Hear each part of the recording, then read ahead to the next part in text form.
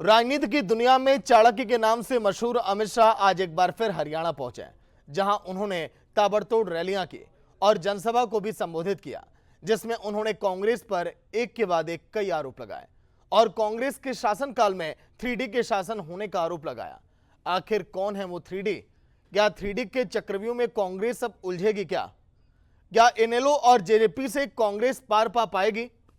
क्योंकि इनेलो और जेजेपी ने भी कांग्रेस शासनकाल में जो भ्रष्टाचार हुए उसका जमकर आरोप लगाया है। यह आरोप कितना सच है, कितना झूठ है, ये तो जनता तय करेगी। लेकिन आज हरियाणा में कैसी रही चुनावी हलचल, उसी पर देखिए ये रिपोर्ट, फिर करेंगे चर्चा की शुरुआत।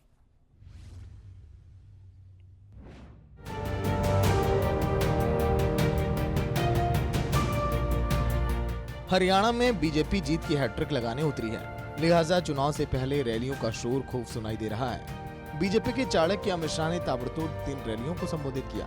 सबसे पहले रेवाड़ी, फिर अंबाला और लाडवा में शाह की गर्जना सुनाई दी। इस दौरान अमित शाह ने कांग्रेस पर जमकर जुबानी हमला किया।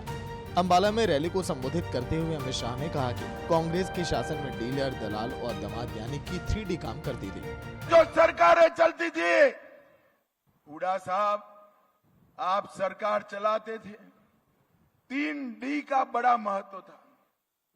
एक डीलर, एक दलाल और तीसरे दिल्ली के दामाद। ये तीनों डी आपकी सरकार चलाते थे। भारतीय जनता पार्टी ने हरियाणा के अंदर से भ्रष्टाचार को समाप्त कर दिया। भाइयों बहनों, एक कांग्रेस के नेता राहुल गांधी जी है। राहुल बाबा को जानते हो ना? अरे जानते हो या नहीं जानते हो? पक्का जानते हो ना? ये राहुल बाबा ये झूठ बोलने का मशीन है, मशीन। ये कहते हैं हम एमएसपी दे देंगे, किसानों को एमएसपी देंगे। अरे राहुल बाबा, आपके देने के लिए कुछ बाकी रखा हो तो दोगे ना? हरियाणा में नायब सिंह के आने के बाद 24 के 24 क्रॉप एमएसपी पर भारतीय जनता पार्टी खरीदती है। भारतीय जनता पार्टी। अमित शाह ने कुमारी शैलजा के बहाने कांग्रेस नेता भूपेंद्र सिंह हुड्डा को निशाने पर लिया और उन्हें दलित विरोधी बताया। साथ ही राहुल गांधी को आरक्षण के मुद्दे पर घेरा। अमित शाह ने आरोप लगाया कि राहुल गांधी आरक्षण खत्म करना चाहते हैं। ये राहुल बाबा अभी अमेरिका गए थे।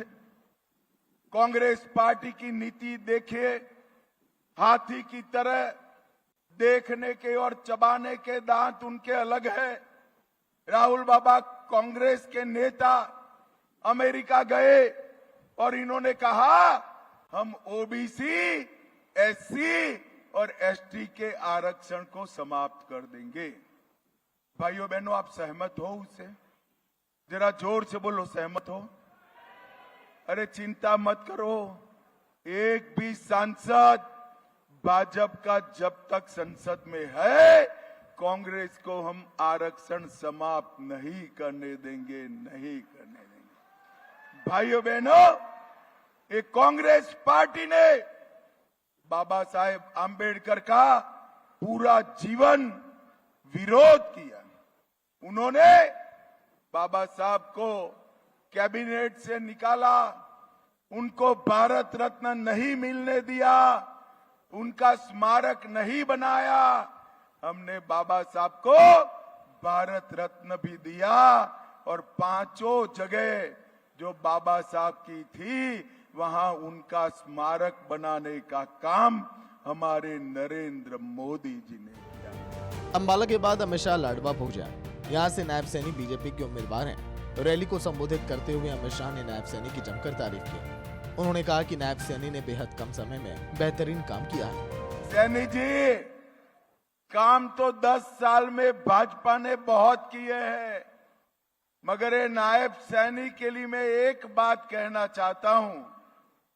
सत्ता पर बैठकर भी जिसके दिमाग पर सत्ता नहीं चढ़ती है, इसका नाम नायब सैनी है। आज भी हरियाणा के गरीब के लिए, दलित के लिए, पिछड़ों के लिए, किसानों के लिए, महिलाओं के लिए निरंतर सैनी जी प्रयास कर रहे हैं। और सैनी जी, आपके नेतृत्व में ढेर सारे काम करे हैं, थकना मत। अगले 5 साल आपको ही चलाना है, आपको ही मुख्यमंत्री बनना है। आपको बता दें कि विधानसभा चुनाव को लेकर सभी राजनीतिक दलों ने अपनी ताकत झोंक रखी है। कांग्रेस के कद्दावर नेता भूपेंद्र सिंह हुड्डा ने करनाल में वोट मांगा, तो वहीं इनेलो गठबंधन के लिए अभय चौटाला और मायावती ने फरीदाबाद में रैली की। ब्यूरो रिपोर्ट, सूर्य समाचार।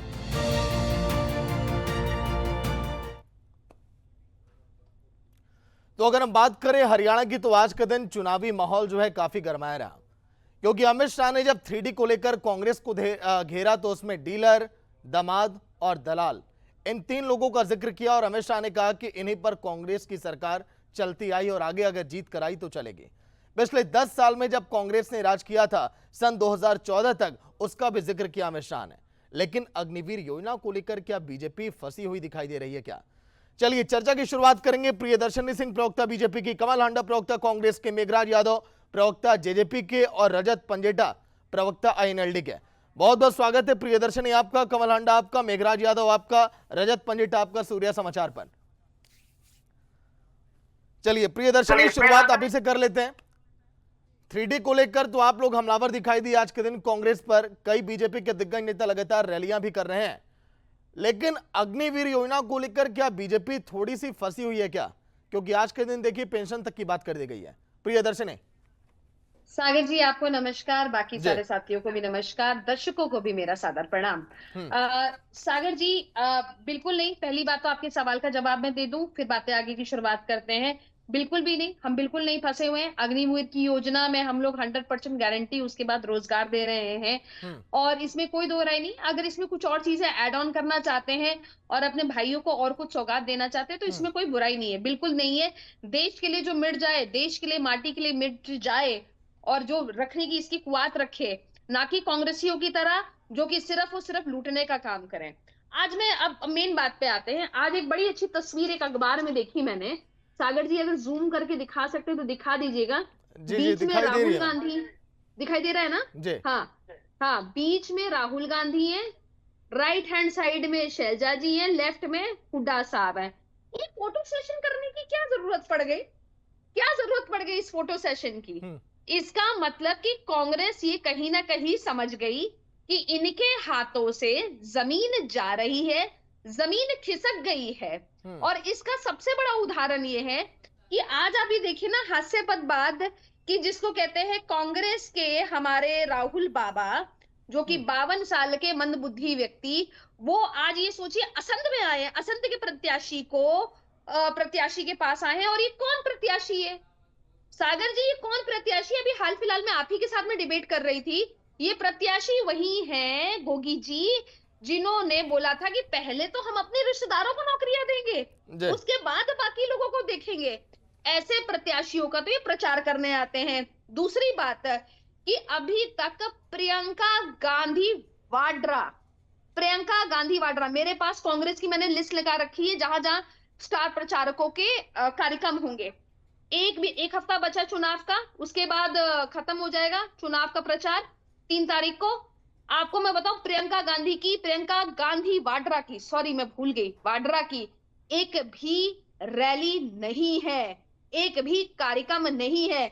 और मैं आपको बताऊं इंटरनल बात सागर जी, क्योंकि इनको कोई चाहता ही नहीं, कोई प्रत्याशी नहीं चाहता कि प्रियंका गांधी वाड्रा हमारे यहाँ आ जाए कार्यक्रम में, क्योंकि किसान तो वाड्रा परिवार को, गांधी नेहरू परिवार को देखना ही नहीं चाहते। जिस दामाद ने इनके साथ सबसे ज्यादा छल कपट किया, हरियाणा के साथ सबसे ज्यादा छल कपट किया, उसकी पत्नी को यहाँ पे भाषण सुनने के लिए कैसे बुला सकते हैं? और सिर्फ लंबी लंबी बातें सुनने के लिए। ठीक है प्रियदर्शनी, आरोपों की झड़ी आपने लगा दी। जब कमल हांडा जी देखिए आज के दिन बैठी है कांग्रेस की तरफ से, अब जवाब देंगी आपके सवालों का। अन्ना जी बताइए, फोटो सेशन को लेकर आरोप लगाए जा रहे हैं। आज 3D को लेकर घेरा गया मंच से आप लोगों की पार्टी में कि किस तरह से डीलर, दलाल और दामाद काम करते हैं।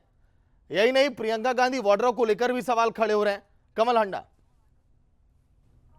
सागर जी, आपको नमस्कार। आपका चैनल देखने वालों को भी मेरा सादर नमस्कार। जिसे ना निज गौरव ना निज देश का अभिमान है, वो नर नहीं नर पशु निरा है और मृतक समान है। जो कल को खट्टर को खटारा सरकार कहते हुए नहीं थकती थी, आज उनका गुणगान करिए कैसे गिरगिट की तरह। पहले बोलना सीख कमल हांडा, पहले बोलना सीख। बोलने नहीं आता है तेरे को। चुप कराइए। ये मर्यादा में रहते हैं प्रियदर्शनी। कमल हांडा सूर्या समाचार महिला सशक्तिकरण की देखिए बात कर रहा है। बीजेपी और कांग्रेस की महिला प्रवक्ताओं को एक साथ हम आपको मंच दे रहे हैं और यहाँ पर आप गरिमा मत खोइए। प्रियदर्शनी, कमल हांडा, आप लोगों से निवेदन है मेरा। नहीं, ये अगर सागर जी नहीं, कमल हांडा जी देखिए, शब्दों की मर्यादा आप मत नागिए। अब भी मैं कह रहा हूँ, आप मेरा वक्तव्य देखेंगे तो मैंने एक भी पर्सनल अटैक नहीं करती हूँ। ठीक है कमल हांडा जी, ठीक है। Priyadarshini, come to the debate. सुनिए, मैं इनकी तरह हाउसवाइफ नहीं थी कि मैं एक हाउसवाइफ थी, उसके बाद ठीक है, फिर आप आ रही है पर्सनल कमेंट पे। प्रियदर्शनी, प्रियदर्शनी, सागर जी, she cannot have a personal comment on me. She cannot have a personal comment on me. She cannot have a personal comment on me. Tell her to apologize. कमल हांडा जी, कमल हांडा जी, कमल हांडा जी, सुनिए मैम। मुद्दे की बात इसके पास होती नहीं है। देखिए, अगर आपके पास पर्सनल कमेंट करती है, सुनिए कमल हांडा जी, और बोलना सीखो पहले। प्रियदर्शनी लौट कराऊंगा। प्रियदर्शनी, का अभिमान है, वो नर नहीं नर पक्ष निशा और मृतक समान है। बोलना सीखो पहले, शब्दावली अपनी ठीक करो।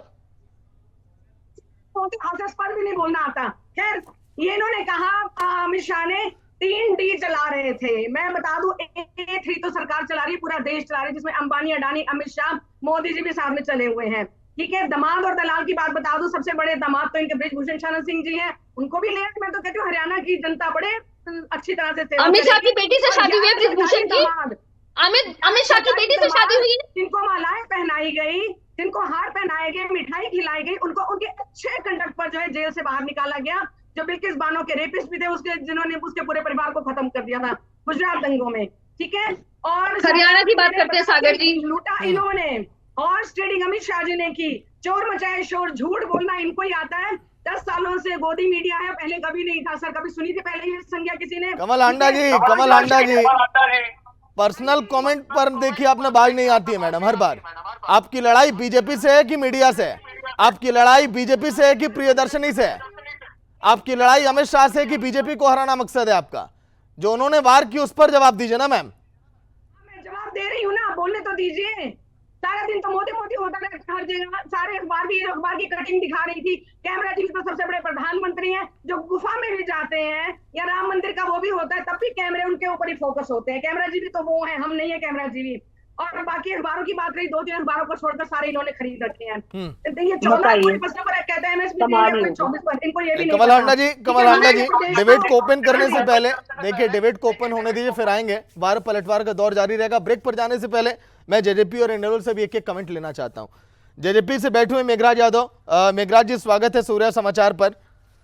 नहीं सुनना चाहता तुमको कमल हांडा। मेघराज जी, प्रियदर्शनी, कमल हांडा, देखिए मजबूरी में हो सकता है कि मुझे आप लोग का वॉल्यूम डाउन करना पड़े, दोनों प्रवक्ताओं का। जब मैं किसी और से सवाल करूं तो प्लीज। मेघराज यादव, प्रवक्ता जेजेपी के। मेघराज जी, अगर अमित शाह आज के दिन हमलावर दिखाई दिए कांग्रेस पे, तो क्या इससे जेजेपी को कुछ फायदा नजर आ रहा है क्या? क्योंकि आप लोग देखिए मानकर चले हैं कि यहाँ बार्गेनिंग की कंडीशन में हम रहेंगे अगर बीजेपी अगर यहाँ पर संख्या बल में आगे निकल जाती है तो। मेघराज, तू ऐसे ये तमीज सीखी है, माँ बाप ने ये सिखाया है। मेघराज यादव, बाहर निकाल ले। कि आज जिस तरह से हरियाणा की स्थिति है, आप देख रहे हैं कि इलेक्शन जो है पूरा अपने जोर शोर पे है। और आज अगर हम टीवी पर बैठकर हम अपनी पार्टी की और अपना अपना माइंडसेट, मुझे लगता है वो आज आपके दर्शकों के सामने हम बड़े अच्छे से रख पा रहे हैं।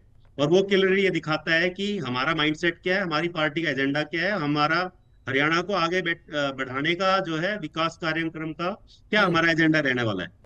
जहां तक बात आती है, आपने देखा होगा कि चाहे हमारा जो पिछली बार का था, हमने अपने जितने भी मैनिफेस्टो हमने बनाया था उसका 85% तक हम काम कर पाए।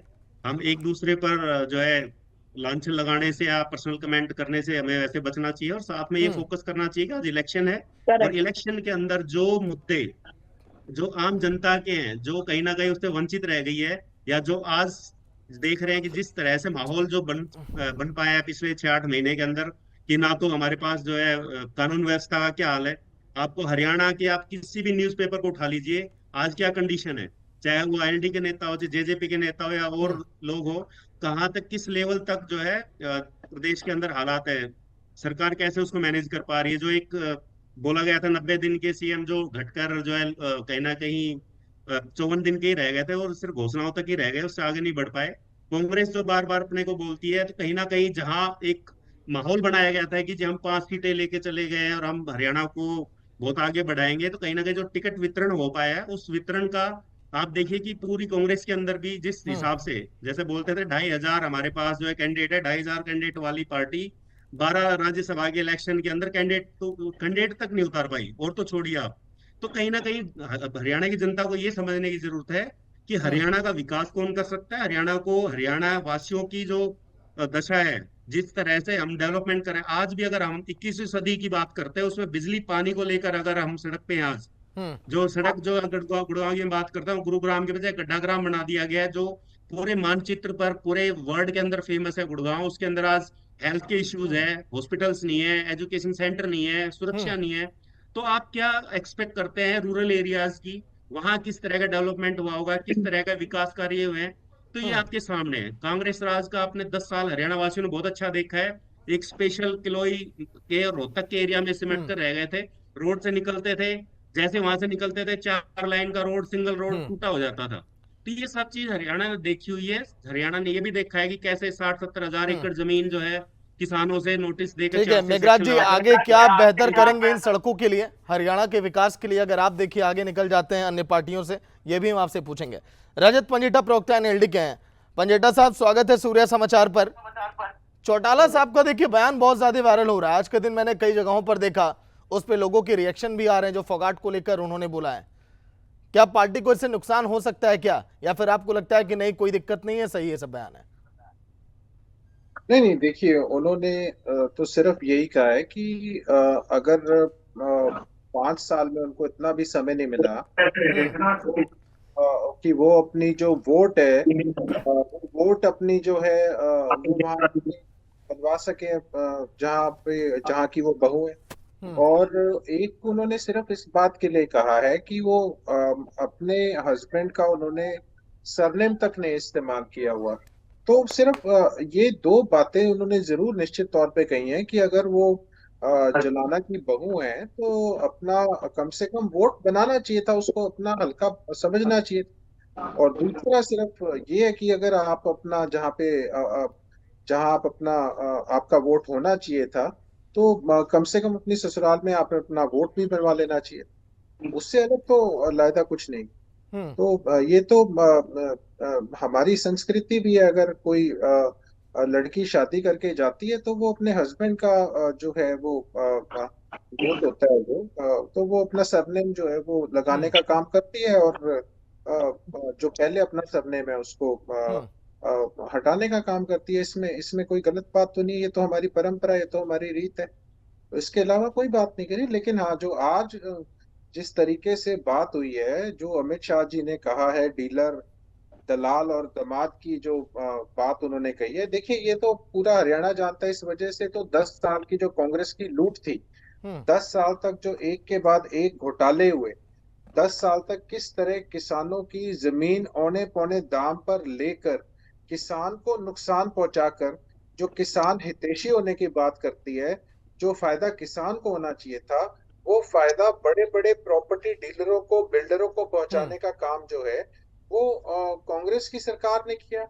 कोई एक घोटाला किया हो तो बताएं, ये बताएं। केवल एजेएल वाला मामला नहीं है, आईएमटी मानेसर वाला मामला है, इंडस्ट्रियल प्लॉट जो अलॉटमेंट स्कैम था पंचकुला वाला मामला है, उसके बाद सोनीपत वाला लैंड स्कैम है, अंबाला का लैंड स्कैम है, रिलायंस इंडस्ट्रीज का जो एससीजेड वाला जो है वो वाला लैंड स्कैम है। शुरुआत प्रियदर्शनी आपके साथ। अगर हम बात करें कांग्रेस की, तो जवान, किसान और संविधान, ये 3 ऐसे मुद्दे हैं जिसको लेकर कांग्रेस ने अपना तैयार किया है महाप्लान। क्या इन 3 मुद्दों से आप लोग पार पा पाएंगे? क्योंकि देखिए यही वो मुद्दे हैं जो आप लोगों को लोकसभा चुनाव में हावी पड़ गए थे, और नुकसान क्या हुआ वो पूरा देश ही जानता है। प्रियदर्शनी। सागर जी, मैं ना आज ही किताब पढ़ रही थी, ये एक्सीडेंटल प्राइम मिनिस्टर, ठीक है, अच्छा, इसमें ना आखिरी जो चैप्टर है उसमें लिखा हुआ है विक्ट्री डिनाइड। उस चैप्टर का नाम है विक्ट्री डिनाइड, और उसमें लिखा है there can not be two centre of power that creates confusion. I have to accept that the party president is the centre of power. ये प्रधानमंत्री जो उस समय के थे 2009 के, मनमोहन सिंह जी ने ये लिखित अपनी ऑटोबायोग्राफी, जो कि एक्सीडेंटल प्राइम मिनिस्टर उनकी ऑटोबायोग्राफी है, उसमें ये साफ लिखा है कि दो पावर सेंटर जब जब इनकी सरकार थी यूपीए की, यूपीए 1 यूपीए 2, ये दो पावर सेंटर थे, सबको मालूम है ये बात, और उन्होंने ये इस बात को साक्षात बोल दिया। तो आप इसी से सोच सकते हैं कि यूपीए की या नेहरू गांधी परिवार की क्या मंशा रहती है। ये इनका एक आउटलुक में बताने की कोशिश कर रही थी। अब जहां तक हम बात करें हरियाणा की, तो देखिए इसको हम डिनाई नहीं कर सकते कि 24 फसलों पे एमएसपी किसने दी, भारतीय जनता पार्टी ने दी है। मैं तो अपनी उपलब्धियां बता रही हूँ, दूसरे की कमियां तो खैर जानती है, तभी उनको आउट किया है, तभी उनको निष्कासित कर रखा है 10 साल से। लेकिन आज हमारी उपलब्धियों की अगर हम बात करें, हम अपनी उपलब्धियों की बात करें अगर सागर जी, तो हमने इनके हुडा साहब के समय पे 1024 करोड़ के करीब इन लोगों ने पूरी फंडिंग की थी, अगर फसल नेचुरल क्लैमिटी से कोई आपदा आ जाए।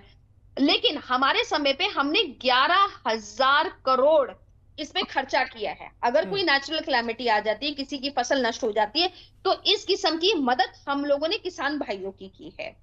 उसके बाद पराली के समय पे छोटी मशीन देना, बड़ी मशीन देना, ये सारे काम हमने किए हैं।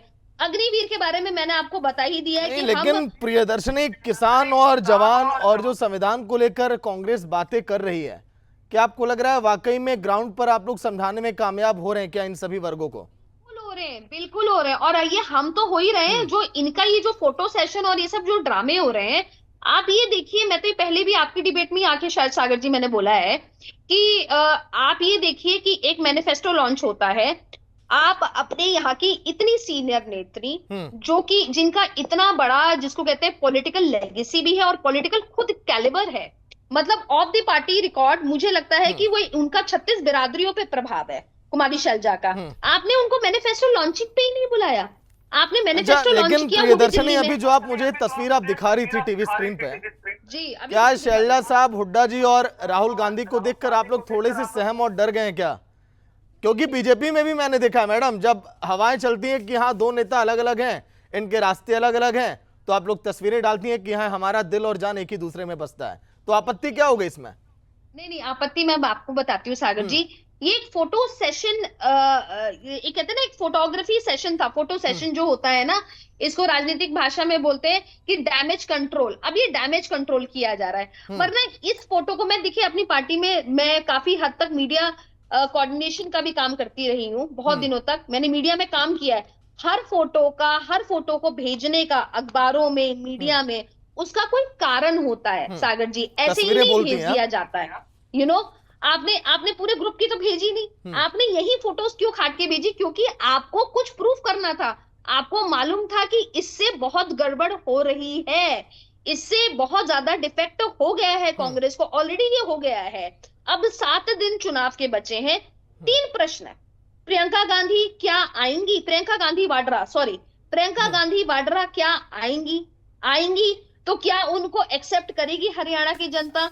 चलिए ठीक, प्रियदर्शनी अब जवाब ले लें। देखिए आपने सवाल का जवाब दिया। कमल हांडा जी के पेशेंस लेवल को भी हमारा सलाम है, वो देखिए बड़े आसानी से आपको सुन रही थी, अब जवाब के लिए तैयार है। अन्ना जी बताइए, फोटो सेशन को लेकर देखिए हमलावर है बीजेपी, और आप लोग जो घेरने की तैयारी में है जवान, किसान और संविधान को लेकर, ये तुरुप का इक्का चलने वाला नहीं है इस बार। सर बात ऐसी है, इनके सारे तरकश के तीर खत्म हो गए हैं, इसलिए अब जो ये है, इनको है कि सत्ता तो आनी नहीं है इनकी हरियाणा में, इसलिए इनको है कांग्रेस को गालियां दो, कांग्रेस को कोसो। जो ये दिन रात कोसते हैं, मुझे लगता है सपने में भी प्रधानमंत्री और इन सभी सत्ता के दलालों को जो है नजर आते होंगे हमारे राहुल जी और हमारा हाथ, हमारा चुनाव चिन्ह। इनकी साजिश फेल हो गई सागर जी, मैं बताना चाहूंगी। 3-4 आवारा लड़कों से कुछ अभद्र भाषा बुलवा दी शैलजा मैडम के लिए, और उसके बाद मनोहर जी सफाई देने आए कि जी आपका अपमान हुआ, वहां पर हमारे पास आ जाइए। वो शैलजा जी जब खुलकर सामने आ गई कि मेरी रगों में कांग्रेस का खून है, कांग्रेस के तिरंगे में लिपट कर जाऊंगी मैं, जिनकी साजिश वो जो है बिल्कुल ही जिसे कहते हैं ना डिफ्लेट हो गई, जिसकी हवा निकल गई बिल्कुल बुरी तरह से। दूसरी बात, हाथी के दांत देखने के और चबाने के और, बिल्कुल ठीक है। आरक्षण की बात इन्होंने की, उसका जवाब भी ले ले मेरे से। ये यूपी में 69,000 जो टीचर्स की भर्ती थी उसमें आरक्षण कहीं भी नहीं था और वो इलाहाबाद कोर्ट ने रद्द कर दी। और 45 पोस्ट जो चोर दरवाजे थे, जिसको प्रधानमंत्री लेटरल एंट्री कहते हैं, जो कि स्कूल और कॉलेजेस में होता है, लेटरल एंट्री जिसको हम कहते हैं कि एक साल कहीं और आपने पढ़ाई कर ली, दूसरे साल आपने कहीं और कर ली। तो 45 लोगों की भर्ती को भी राहुल जी ने रोका क्योंकि एक मजबूत विपक्ष मिला। इनके क्या कहते हैं, जो मोदी बाबा है उनको सफल नहीं होने दिया, ना अमित बाबा को सफल होने दिया।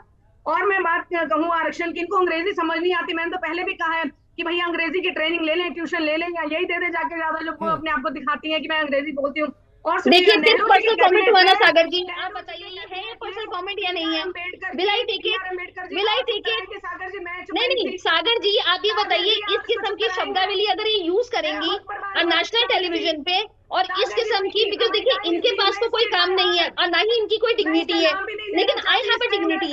अरे कमल हांडा, थोड़ी मर्यादा में बात करो, महिला हो, थोड़ा मर्यादित होके बात करो, थोड़ा पानी पियो, बीपी की दवाई खाओ, थोड़ी बीपी की दवाई खाओ। मुझे अच्छा नहीं लगता, तुम मेरी मदर की एज की, मुझे तुम्हारे साथ इस तरीके से लड़ाई करनी पड़ती है। I feel sorry, I feel so sorry for you.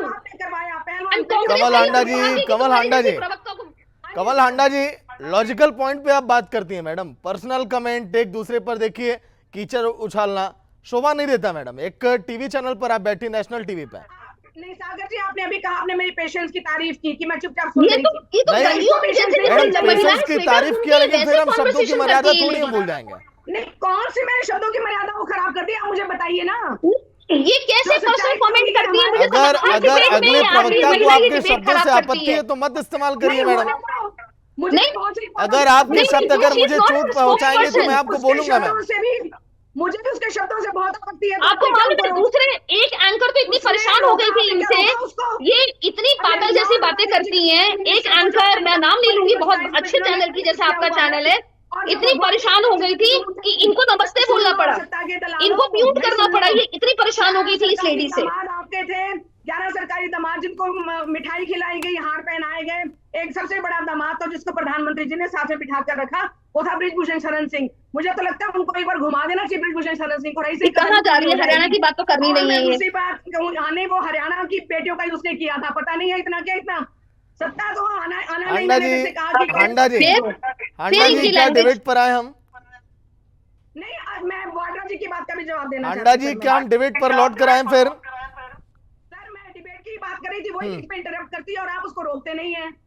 अरे you are undignified lady, understand. Social platform पर चुनौती दी है, वाड्रा जी ने सोशल प्लेटफॉर्म पर चुनौती दी है कि 2019 से ये अपना मजाक खुद बनाते कर रहे हैं कि वाड्रा जी ने जमीनें खाली। खुद मनोहर खट्टर जी ने कहा है कि उसमें कोई ऐसा मामला नहीं पाया गया। देख ले जाके मनोहर खट्टर बोला है, lie, absolute lie, absolute lie। भ्रष्टाचार का सबसे बड़ा अड्डा, 3 करोड़ नगद लेते हुए इन्हीं का मंत्री पकड़ा गया, सेक्रेटरी पकड़ा गया। राव दान के सिंह के यहाँ से 14 कोठियां मिली हैं। हमसे कोई मतलब रखने की जरूरत नहीं है, ना हमें तुमसे मतलब है, ना तुम हमसे मतलब रखो। हमारी शहनाई से भी कोई मतलब नहीं है तुम्हें, हमारी प्रियंका वाड्रा से भी कोई मतलब नहीं होना चाहिए। हमारी बातें करेंगी, अपने नेताओं की बात करो ना, तो कुछ तो समझ लिया कि क्या किया। अब मैं एक बात बताना चाहती हूँ कि ये कोई कहता है हमने किसानों को 4,000 करोड़ दिया, कोई 10,000 करोड़ कहता है, कोई 11,000 करोड़, कोई 13,000 करोड़। सभी प्रवक्ताओं के जो है वक्तव्य अलग हैं कि जो हमने किसानों को दिया। और मैं आज एक जेजेपी के प्रवक्ता को भी जवाब देना चाहूंगी। हाँ, जुलाना में जो है, मैं रजत पंजेटा जी को बता दूं, जुलाना में उसका ससुराल है। इनेलो के प्रवक्ता है वो। बात, दूसरी बात, चुप रहो, बीच में मत बोलो। इनेलो के प्रवक्ता है, तुम्हें पता ही नहीं है। और उनको 3 सीट्स ऑफर की गई थी, एक चरखी दादरी थी, एक जुलाना था और एक और थी जो मुझे याद नहीं है। और मैं झूठ नहीं बोलूंगी, मैं भाजपाई नहीं हूँ। मैं हांडा जी, प्रियदर्शनी हांडा जी, देखिए मेघराज साहब और पंजेटा जी देख के मुस्कुरा रहे हैं आप लोग को। वो सोच रहे हैं कि ऐसी लड़ाई तो हम देखिए देखते नहीं है, और पूरे प्रदेश में आप लोग का मजाक बन रहा है, ऐसा लग रहा है। जवाब देना बाकी है, जेजेपी का भी जवाब देना, रजत पंजेटा जी को भी जवाब देना। विनेश फोगाट ने सिंस बीइंग अ फाइटर उसने सबसे मुश्किल सीट चुनी, पहली बात। दूसरी बात, इनेलो के प्रवक्ता। अच्छा, उसमें क्या मुश्किल था? क्या मुश्किल था उसमें? उसमें मुश्किल क्या था? अच्छा हांडा जी, हांडा मुश्किल क्या था उसमें? क्या था? गोपाल कांडा और बसपा के साथ, और आपने कहा गोपाल कांडा जी का मेरे पास वक्तव्य है, सामान भी बांट रही है भाजपा, मेरे पास वीडियो है बकायदा। आप कहेंगे सर तो मैं वो दिखा दूंगी। इन्हीं के नेता ने कहा, उमेश शर्मा ने, अभी दिखा देती हूँ, अभी दिखा दिखाओ देती हूँ। दिखाओ। चलिए हंडा जी, ऐसे फालतू की बातें मत बोलो, तुम बहुत फालतू की बातें बोलती हो, सामने दिखाओ। आप ही सुन लीजिए सर। हंडा जी टाइम अब देखिए आपका, मैंने बहुत 5 से 7 मिनट आपको दिया प्रियदर्शनी के बाद। ढूंढो वीडियो ढूंढो। हांडा जी, हांडा जी देखिए क्या है कि जब मैं पूछूं ना कि भारत की राजधानी क्या है, तो मैं यही सुनना चाहूंगा कि हाँ भारत की राजधानी दिल्ली है।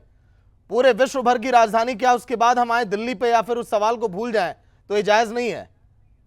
डिबेट में हमेशा जो है सवालों पर रहिए, इधर उधर की पूरी कहानियां क्यों बताना। मैम 1 घंटे का वक्त है, आप लोगों ने भी अपना कीमती वक्त दिया, हमारे पास भी वक्त कम होता है, हमारे भी समय का ख्याल रखिए। मेघराज यादव प्रवक्ता जेजेपी के हैं। मेघराज जी पहले पंजिटा साहब से सवाल ले लेता हूं। पंजिटा साहब, पहले मैं दुष्यंत चौटाला का एक बयान आपको सुनाऊंगा, फिर सवाल उस पर आपसे होगा। आज के दिन उन्होंने बसपा की जो लगातार चुनावी रैली हो रही है, चौटाला साहब की जो रैली हो रही है, किस तरह से उसको दुष्यंत चौटाला ने हल्के में लिया है, एक बार आप सुनिए, फिर आएंगे आपके जवाब पे। प्ले किया जाए बाइट को। लगता है उचाना हल्के के 1000 आदमी भी थे और किसी हल्के की भीड़ आई गई और आप लोगों ने भी कवर करी है। आप लोग खुद मान बता दो आज देवड़ा खड़े कितना प्रभाव है। अरे कांग्रेस तो खुल के कह रही है पर्ची लाओ काम कराओ, और उनके विधायक तो कहने लगे लूटो खाओ और अपना घर भरो, फिर रिश्तेदारों का भरो, फिर पड़ोसियों का भरो। पंजिटा साहब ऑडियो क्लियर आ रही थी दुष्यंत चौटाला के?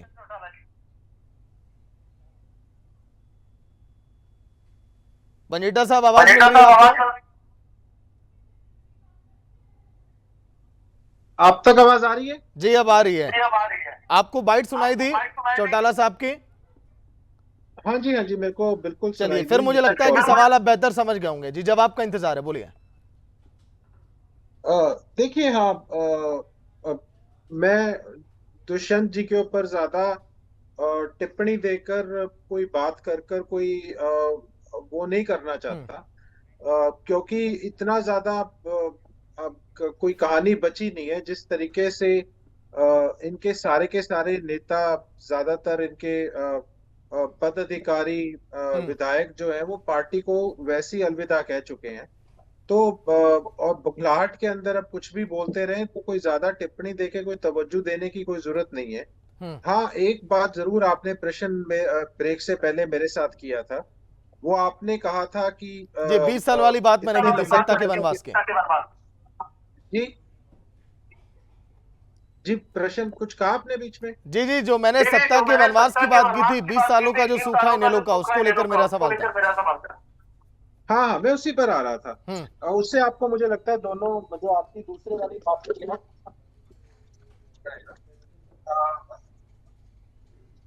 मुझे लगता है कि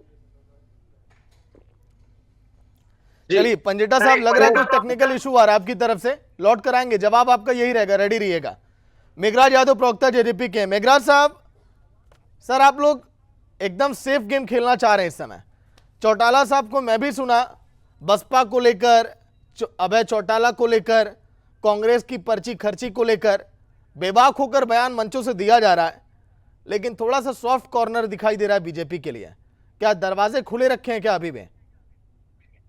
देखिए सागर जी, आप जितने भी हमारे बयान सुनेंगे उसके अंदर हमने पूरा जितना बिल्कुल क्लियर बोला गया है हमारे शीर्ष नेतृत्व की तरफ से भी, जो 2 युवा जो आज हरियाणा की जो है जनता के पक्ष से एक विकल्प रख पा रहे हैं, जिसमें किसान कमेरी की हम बात कर रहे हैं, और हमारा विजन बिल्कुल क्लियर है, जिसमें हमने क्लियर बोला है कि अब की बार हम जो है किसी को सपोर्ट के लिए नहीं जा रहे हैं। ठीक है। दूसरा, आप देख रहे हैं कि जहां तक जिस भी पार्टी का है, हम किसी पार्टी का वो नहीं कर रहे हैं, हम अपनी बात जनता तक पहुंचा रहे हैं। हमने जो विकास कार्य किए हम उनकी बात पहुंचा रहे हैं, चाहे डिबेट का चैनल हो, चाहे आप श्री दुष्यंत चौटाला जी कि आप जितने भी इंटरव्यू सुन लीजिए, आप किसी के अंदर भी किसी के लिए भी वो किसी ऐसी लैंग्वेज का यूज नहीं करते, क्योंकि वो एक एजुकेटेड होने के साथ साथ युवा है, और हरियाणा को आज एक युवा की जरूरत है जो हरियाणा को दिशा और दशा सुधारने में काम कर सके।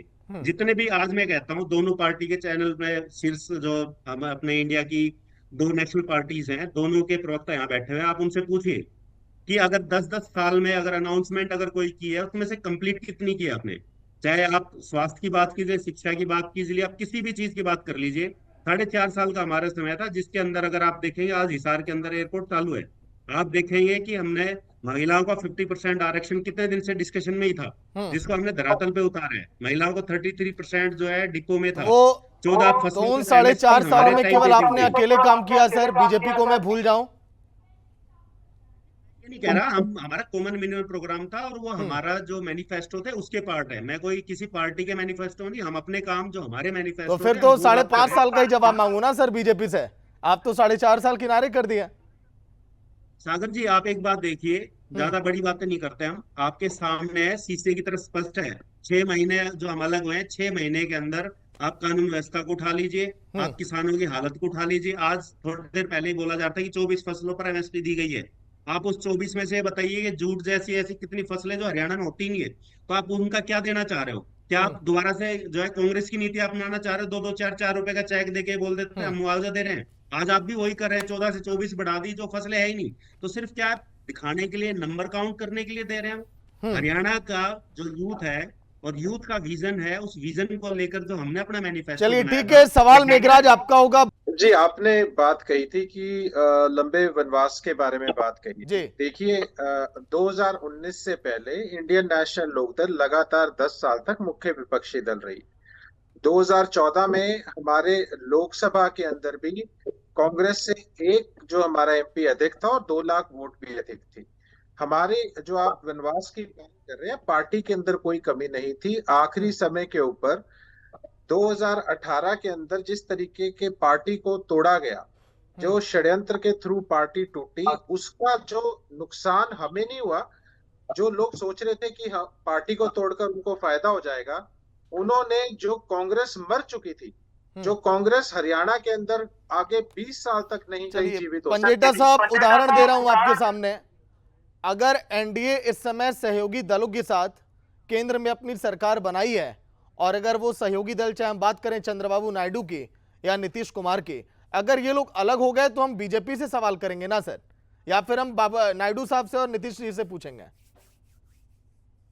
जी, मैं वही बता रहा हूँ आपको। आपने वनवास के बारे में प्रश्न किया तो उसके बारे में उत्तर आपको दे रहा हूँ। आप उसको उत्तर को खत्म होने दें, आपको समझ में आ जाएगा वजह क्या थी। चलिए ठीक है सर, समझाइए। अगर पार्टी में होती कोई, जो अगर पार्टी में कोई होती, तो देखिए आप इसको, एक तो जब आंसर को इंटरप्ट करेंगे तो ना तो आपको आंसर, उसको डाइल्यूट कर देंगे आप सारे के सारे भाव को। एक बार खत्म होने दीजिए, फिर ठीक है सर, ओके सर, आइए। हाँ जी। तो एक तो आवाज में इंटरप्शन आ रही है। देखिए जिस हिसाब से 10 साल तक इंडियन नेशनल लोकदल ही मुख्य विपक्षी दल रहा है, 2019 के चुनाव में कोई भाजपा नहीं आनी थी, ना कांग्रेस आनी थी, इंडियन नेशनल लोकदल की ही सरकार बननी थी। 10 साल तक मुख्य विपक्षी दल भी हम ही थे। लेकिन आखिरी वक्त पर जो पार्टी को तोड़ा गया, ये इस नियत से कि हाँ सीएम आया, हम मुख्यमंत्री बनेंगे, किस तरीके से स्टेज के ऊपर हुटिंग करके अनुशासनहीनता करी गई। इनको अगर ये कहते हैं हमें निकाल दिया, अरे निकालना होता तो हम 2013 में निकाल देते आपको। इन्होंने बहुत प्लानिंग के साथ पार्टी को तोड़ा, इस मंशा के साथ कि राज तो आ रहा है, हम मुख्यमंत्री बन जाएंगे। लेकिन इनको ये नहीं पता, इन्होंने कांग्रेस को जिंदा कर दिया, जो कांग्रेस 20 साल तक नहीं आनी थी, और भाजपा की भी कोई 40 सीट नहीं आनी थी, ना भाजपा सत्ता से के पास आती। इन्होंने दोनों पार्टियों को जिंदा कर दिया। अपने आप को कहते हैं ना कि ये सीरियस पॉलिटिशियन, मैं कहता हूँ इस क्लाउन ऑफ इंडियन पॉलिटिक्स, जो अपने आप को ज्यादा समझदार समझता है। इसमें क्या दोनों पार्टियों को जीवित करके अपने आप को बहुत बड़ा कोई पॉलिटिशियन बनने का काम किया। आज ये हालत हो गई है कि इनका वोट शेयर देख लीजिए क्या है। ये तोड़ने चले थे स्वर्गीय ताऊ देवीलाल जी की पार्टी को, आज खुद हाशिए पे आकर खड़े हो गए। तो हम तो फिर कहीं ना कहीं सरवाइव कर जाएंगे। चौधरी देवीलाल एक विचारधारा है जिसको खत्म नहीं किया जा सकता कभी। आज नहीं तो कल ये पार्टी फिर सत्ता में आ जाएगी। लेकिन इनका जो हालत होने वाली है ना, जो सिंपल क्लेम करने चले थे, आज आपको पता है इनकी हालत क्या है, पूरा हरियाणा जानता है। और ये जो आप उचाना वाली बाइट चला रहे थे, उचाना के अंदर ये थोड़ी ना कि कोई जीतने जा रहे हैं, इनकी एक भी सीट नहीं आनी हरियाणा के अंदर। कोई टिप्पणी मैं करना ही नहीं चाह रहा, आपने प्रश्न ऐसा कर दिया तो मैं टिप्पणी करने पे विवश हो गया। अब आप अपना दूसरा सवाल कीजिए। ठीक है पंजेटा जी, अब लौट कर आऊंगा डिबेट के आखिरी पड़ाव पर भी मैं बीजेपी और कांग्रेस से काफी अहम जवाब लेना है मेघराज यादव जी का। आइए Kamal Handa, Priyadarshini, rapid and fire mood में अब आएंगे। किसान, जवान, महिला, इन सबको लेकर मेरे एक एक बस शब्द होंगे, एक एक जवाब आप लोग का आएगा एक एक तरफ से। सबसे पहले जवान को लेकर आपने क्या किया, बताइए कमल हांडा, पहले आप। मैं बता रही हूँ, ये कह रहे थे पंजेटा जी कि षड्यंत्र किया और पार्टी तोड़ी। उन नाम क्यों नहीं लेते आप उनका कि बीजेपी ने षड्यंत्र किया? आप नाम क्यों नहीं लेते उनका? क्यों घबराते हैं? क्योंकि हम मिलकर आप इनको सपोर्ट करने वाले हैं। आप, ये मुझे पता है। पहली बात, पीएम की रैली से मैं जानना कमल हांडा चाहती जी, हूँ कमल हांडा जी, मुझे लगता है कि जितने पैनलिस्ट बैठे हैं आप लोग जवाब अपना पहले से तैयार रखते हैं, सवाल बिना सुने, और जैसे ही सवाल मैं पूछता हूं आप लोग अपने जवाब पे आ जाते हैं। मैडम, मैं सवाल दोहराऊं या फिर आपकी सुन लूं? फिर भाजपा की प्रवक्ता ने, मैंने बोला मैडम वक्त बहुत कम है, 2 मिनट में come to the point and debate। मैंने बोला कि किसानों को लेकर आपने क्या किया, एक लाइन में आप बताइए, फिर बीजेपी बताएगी। फिर तो ऐसे सुन चुका हमारा प्रदेश के यहाँ क्या आप लोग काम किए हैं। आपने वो फोटो दिखाई थी, एक जरा मैं वीडियो कहूंगी, आप जरा। बिना पर्ची तम टिकट को देते, तम नौकरी कर दो, लाओ जी कोई दो तारा। ये पूरा पूर्व नेता कहने ला रहा बात में, हम नहीं कह रहे। उमेश सिंह, सुनिए एक बार ये वीडियो और शेयर करिए थोड़ा सा। यानो कह बिना खर्चे बिना पर्ची में हम लोग नौकरी देवा, सुनियो। क्योंकि चुनाव सर पे और इनके यानी कि करोड़ों करोड़ों रुपए पार्टी के लिए इनके ऊपर लगाओ। ठीक है कमल हांडा जी, इस वीडियो के साथ ही देखिए वक्त पूरा हो रहा है आपका। मैं फाइनल कमेंट पे हूँ, 2 मिनट बस है डिबेट में खत्म होने में। चलिए प्रियदर्शनी, फाइनल कमेंट आपका, क्योंकि देखिए किसानों को लेकर, जवानों को लेकर मैं सोचा कि 1-2 सवाल आप लोगों से करूं, जवाब आए, लेकिन शायद उसका जवाब नहीं है। आइए प्रियदर्शनी। जवानों के, जी, आपने मुझे जवानों के ऊपर प्रश्न पूछा, तो मैं आपको बता दूं कि अग्निवीर जिस योजना के बारे में लोगों ने नैरेटिव गलत फैलाने की कोशिश की है, तो सागर जी, अग्निवीर योजना को हम लोग 100% गारंटी, उसके बाद रोजगार दे रहे हैं उन बच्चों को। और अब जो आज अमित शाह जी ने, जो कि हमारे गृह मंत्री हैं, माननीय अमित शाह जी ने भी ये बात बोल दी है कि हम लोग उसके बाद पेंशन भी देंगे। दूसरी बात, मैं और भी कुछ बातें बताना चाहती हूँ जवान के अलावा भी। मैं बताना चाहती हूँ कि भारतीय जनता पार्टी के कार्यकाल में हम लोगों ने 15 मेडिकल कॉलेज खोले, इन लोगों ने 6 मेडिकल कॉलेज खोले। सरकारी कॉलेज जो है हमने 180 के करीब खोले, इन लोगों ने 105 खोले हैं। मेडिकल कॉलेज पीजी सीट 1006 खोले हैं हमने, और इन्होंने 200 से भी कम खोले हैं। उसके बाद मैं आपको बता दूं, नागरिक अस्पताल हमने 72 खोले हैं, नागरिक अस्पताल इन लोगों ने 56 खोले हैं। हेल्थ एंड वेलनेस सेंटर हम लोगों ने 3132 खोले हैं, हेल्थ एंड वेलफेयर सेंटर 0। उसके बाद 2024 तक यूनिवर्सिटी है हमारे पास 57, 2014 तक यूनिवर्सिटी थी हमारे पास 43। मॉडल सीनियर संस्कृति विद्यालय 212 भारतीय जनता पार्टी ने खोले हैं, और इन लोगों ने 13 खोले हैं। ये है आंकड़ा, ये है डेटा, ये है भारतीय जनता पार्टी का आंकड़ा। उसके बाद दूसरी बात कि सबसे बड़ी बात कि जैसे ही पहली कलम से गलती से राहुल गांधी जी को, एक मंदबुद्धि बालक को, इन लोगों ने पावर दे दी, तो आप ये मान के चलिए कि देश में आरक्षण खत्म होगा। ठीक है प्रियदर्शनी, डिबेट के आखिरी 2 मिनट 30 सेकंड चारों प्रवक्ताओं के पास, शुरुआत आपसे ही। देखिए, वही मैं अपनी बात को कंटिन्यू करती हूँ, क्योंकि हमें भूल नहीं जाना चाहिए कि जिसकी जैसी सोच होती है वैसी ही उसकी बोली होती है।